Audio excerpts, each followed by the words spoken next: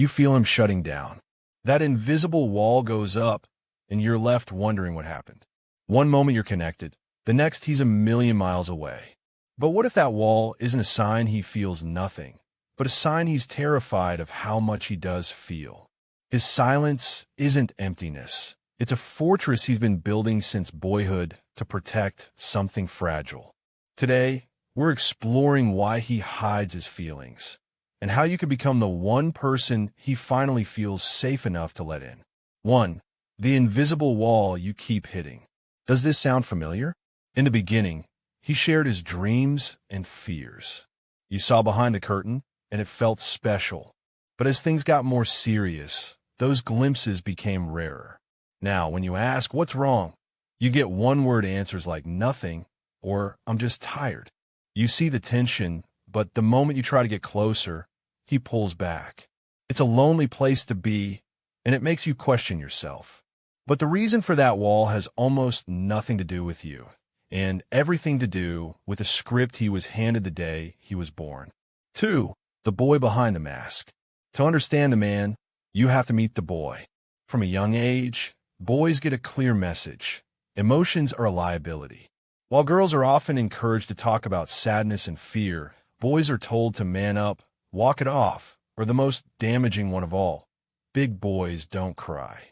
When a little boy falls and cries, he learns that his pain and fear are an overreaction, something to be embarrassed by and hide.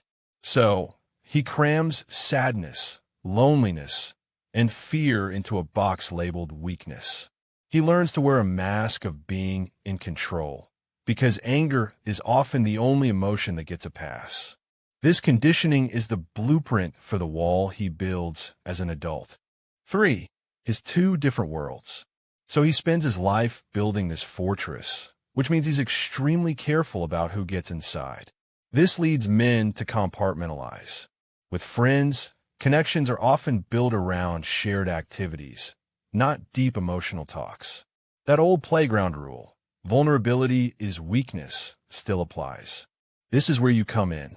For many men, a romantic partner becomes the only person they might even try to be emotionally open with. You're chosen as the sole keeper of his fears and insecurities. While that's an honor, it puts immense pressure on you in the relationship. He has two worlds, the outside world, where he wears the mask, and the private world with you. When a big emotion hits, his instinct is to retreat and put the mask back on, because he's terrified that if you see his vulnerability, you'll see him as he was taught to see himself, weak and less of a man. For it's not just in his head, it's in his biology. This isn't just social pressure, it's also biological. Research suggests that higher levels of testosterone may influence men to be less physically expressive with emotions like sadness. He feels it, but tears may not be his natural response.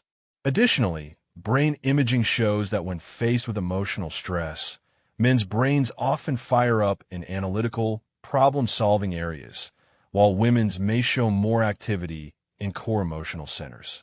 This is why when you want a hug, you might get a 5-point action plan instead. He isn't missing the point.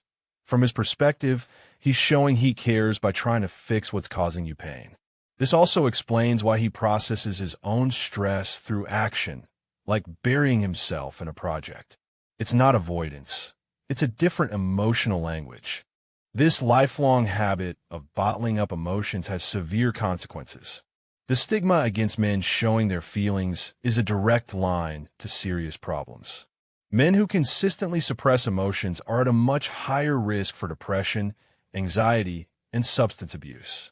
Tragically, this is also a major reason why men die by suicide at far higher rates than women globally. They often suffer in silence, believing that asking for help is a sign of failure. When he withdraws, picture him trying to manage an internal flood. He's scared that if he lets even a little pressure out, the whole dam will break. His withdrawal isn't always about pushing you away. It's a desperate attempt to hold himself together. So what can you actually do? You can't fix him, but you can create an environment so safe that he chooses to let you in. First, create emotional safety. When he goes quiet, resist the urge to push with questions. Instead, Say something gentle like, "You seem quiet today. I'm here if you want to talk," but no pressure. This replaces demand with a soft invitation. Second, when he does open up, your job is to listen, not fix. Validate his feelings with simple phrases like, "That sounds really stressful." This tells him his feelings are normal, a message he's rarely heard. Third, appreciate his language of action. If he fixes something around the house after a rough week, recognize it as a tangible act of care. It's his way of feeling competent and showing love. Finally, lead by example. Share your own feelings in a healthy way without demanding the same back. You're modeling that vulnerability is safe in your relationship. The reason he hides his feelings isn't because he doesn't have them. It's because he's been taught that his vulnerability is a liability. That wall wasn't built to keep you out. It was built to protect a part of himself he believes no one wants to see. Understanding this is your superpower. It allows you to see not a cold man, but a scared one. When you stop pushing against the wall and instead create a safe harbor right next to it, he won't change overnight. But he might just start to open the gate.